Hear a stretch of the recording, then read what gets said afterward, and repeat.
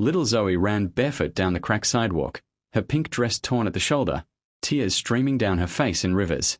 She didn't know where she was going. She only knew she had to find someone, anyone, who would help her mama.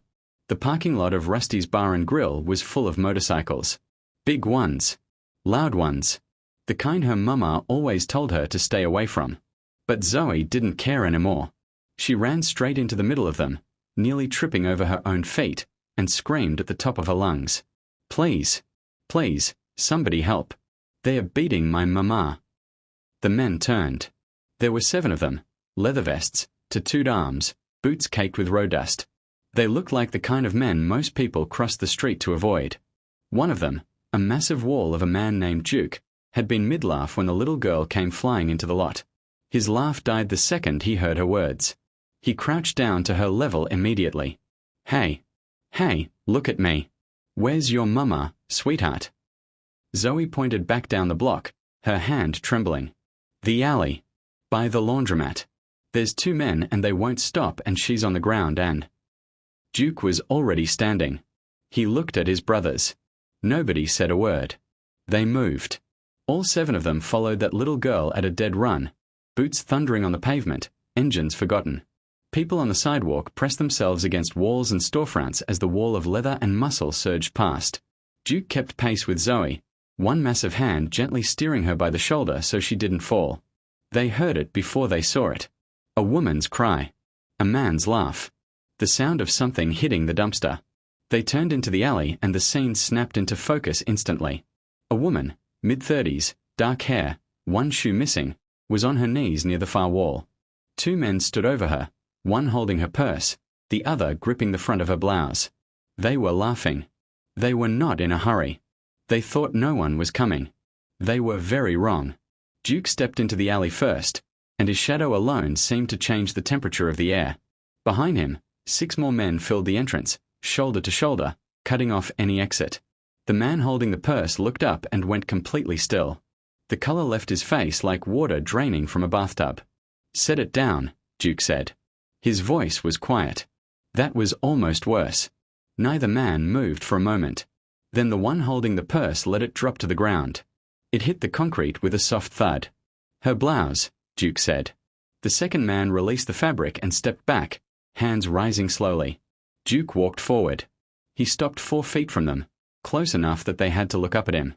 You think that's what men do? He said. His voice had not risen even slightly. You think that's what this world needs more of? The man on the left, younger, with a patchy beard and eyes that couldn't quite settle, opened his mouth. Closed it again.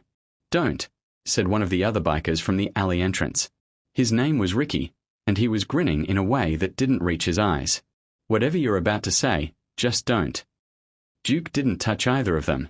He didn't need to. He looked at them for a long moment the way a mountain looks at weather, patient, immovable, entirely unimpressed, and then he stepped to the side.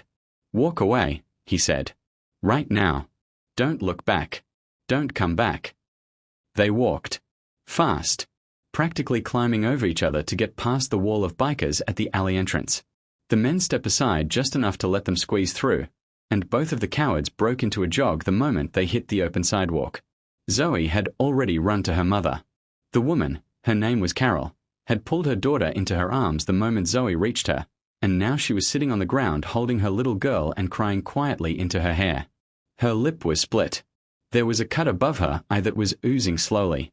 Her hands were shaking. Duke walked over and crouched down again. It was something he did naturally, the crouching, as if he understood that being 7 feet of intimidation wasn't always what the moment called for. You're okay. They are gone. He looked at the cut on her brow. That needs to be looked at. Carol shook her head. I'm fine. We were just walking home from the store and they... Her voice broke. She pressed her lips together and tried again. I didn't know what to do. Your daughter did, Duke said. Carol looked up at him. Then she looked down at Zoe, who was still gripping her mother's arm with both small hands. She ran to get us, Duke said simply. Carol pulled Zoe tighter. Baby, she whispered. You ran to strangers. You always say ask for help, Zoe said into her mother's shoulder. Her voice was muffled but certain. You always say that. One of the other bikers, a lean, quiet man named Sal, had already pulled out his phone and was calling 911. He stepped toward the alley entrance to give them space and spoke in a low, calm voice, giving the location, describing the two men, asking for police and an ambulance to take a look at the woman's head. Another biker, a shorter man named Pete with a grey-streaked beard, had retrieved Carol's purse from the ground and was standing a respectful distance away, holding it gently in both hands like it was something valuable, waiting for the right moment to return it. Duke stayed where he was, crouched at Carol's level, not crowding her, not overwhelming her, just present. A wall between her and anything else that might try to come down that alley. "You don't have to move right now," he said. "Just breathe. Help is coming. We'll stay until they get here." Carol looked at him.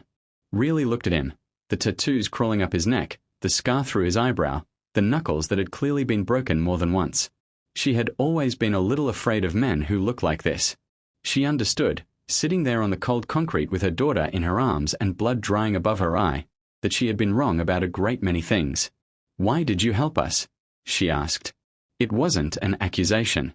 It was genuine wonder. Duke looked at Zoe. The little girl was watching him with enormous eyes, still hiccuping from her crying, still holding her mother like she might disappear. "She came and got us," he said. "What were we supposed to do?" Sal came back from the entrance. "Cops are 4 minutes out. Ambulance right behind them." Duke nodded. He looked back at Carol. "We'll give statements. Describe the men. Make sure they get a real report." "You don't have to." "We want to," Duke said. Pete stepped forward then, quietly, and extended the purse toward Carol. Everything looked like it was still inside when we picked it up. I didn't go through it or anything. Just wanted to get it off the ground." Carol took it with trembling hands. "Thank you," she whispered. The sirens were audible now, growing closer. The late afternoon light was starting to go golden at the edges, the alley filling with long shadows.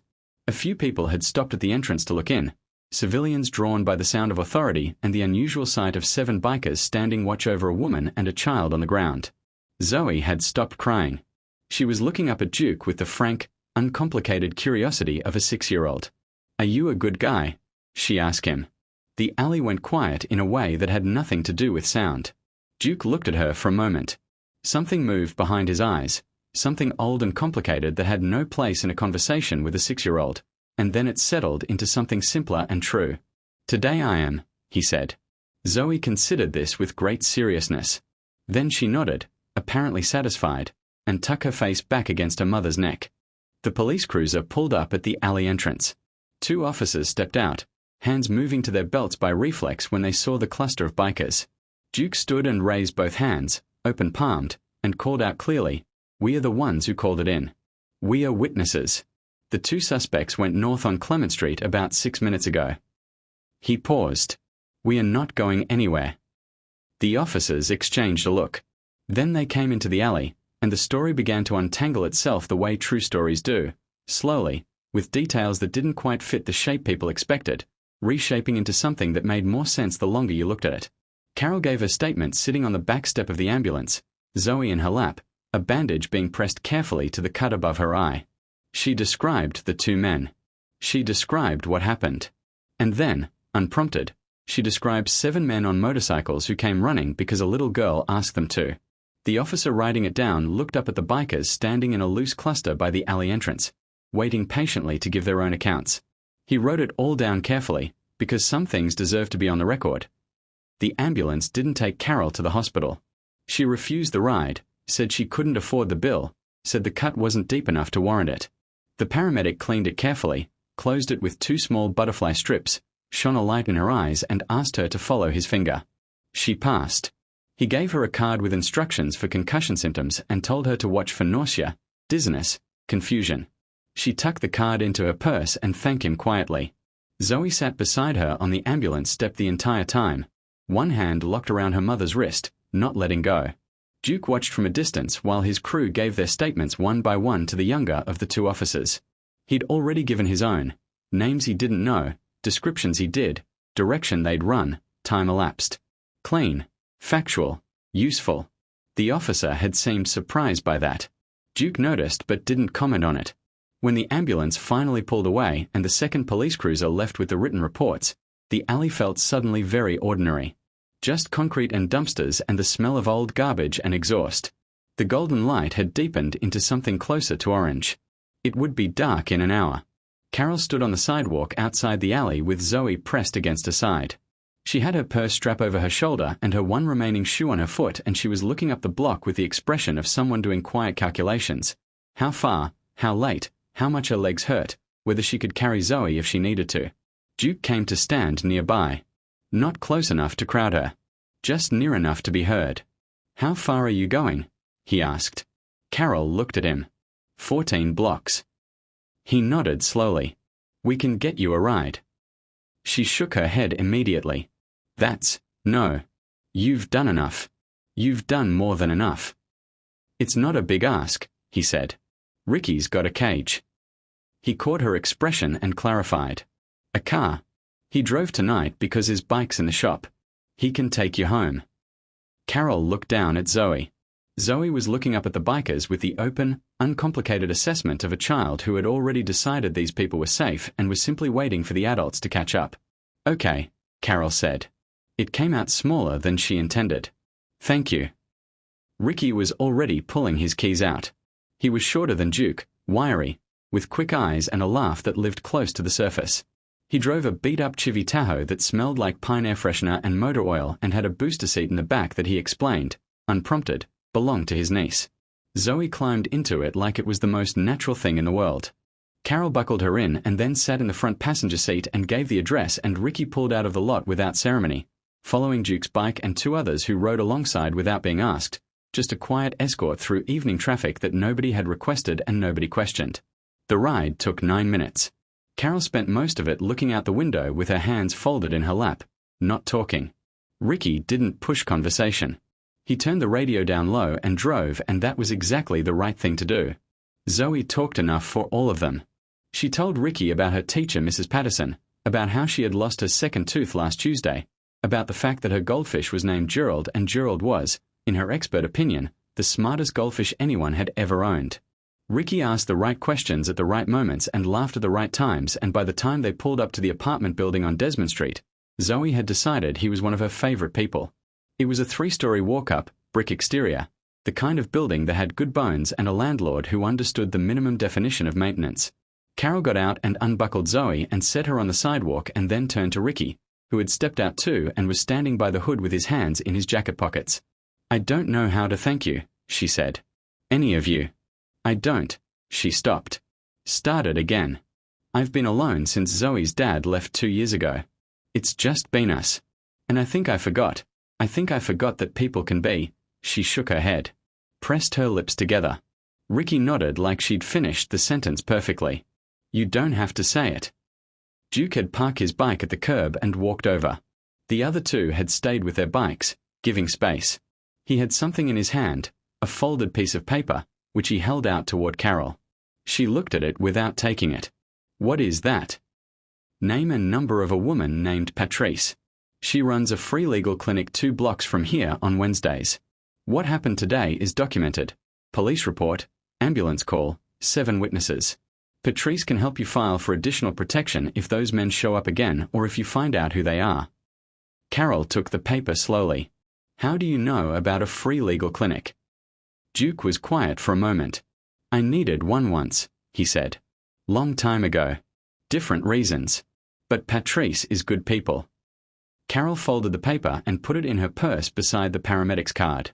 2 small pieces of paper that felt heavier than they looked. Zoe tugged on Duke's sleeve. He looked down at her. She had been thinking about something since the alley. He could tell by the expression on her face, that deeply focused, slightly furrowed look that children get when they are working on a problem that matters to them. "Do you have kids?" she asked him. The question landed in the air between them. Duke looked at her for a long moment. "No," he said. "You should," Zoe said. "You'd be good at it." Carol made a soft sound that was halfway between a laugh and something else. She reached down and took Zoe's hand. "Okay, baby. Say thank you." "Thank you," Zoe said, looking straight up at Duke. "Thank you for coming when I asked. Not everybody comes when you ask." Duke crouched down one more time. It was becoming a habit with this kid. You did the hard part, he said. Running to ask for help when you're scared. That takes more guts than most grown-ups have. Don't ever lose that. You hear me? Zoe nodded with great solemnity. I hear you. He held out his fist. She bumped it with hers without hesitation. Then Carol was moving them toward the building entrance, turning once on the steps to look back at the men on the sidewalk. Duke standing, Ricky leaning against the hood, two more waiting quietly at the curb with their engines off. God bless you, she said simply. None of them answered right away. Then Ricky raised one hand in a small wave and said, Get some rest. They waited until the door closed behind her. Until the lobby light came on through the glass panel. Until they heard, faintly, the sound of small feet on the stairs going up. Then they got back on their bikes. No speeches. No ceremony. Duke pulled on his helmet and kicked his engine to life and rode back toward Rusty's where the rest of the night was waiting. Cold beer and loud music and the ordinary comfortable world of men who understood each other without needing to explain much. But something had shifted. Quietly. The way things shift when you do the right thing, not because anyone is watching, but because a little girl in a torn pink dress came running to you barefoot and scared and chose to believe that you were worth running to. That kind of trust either breaks you or it builds you. 7 men on a Tuesday evening in an unremarkable city. It built something. Nobody talked about it. They didn't need to.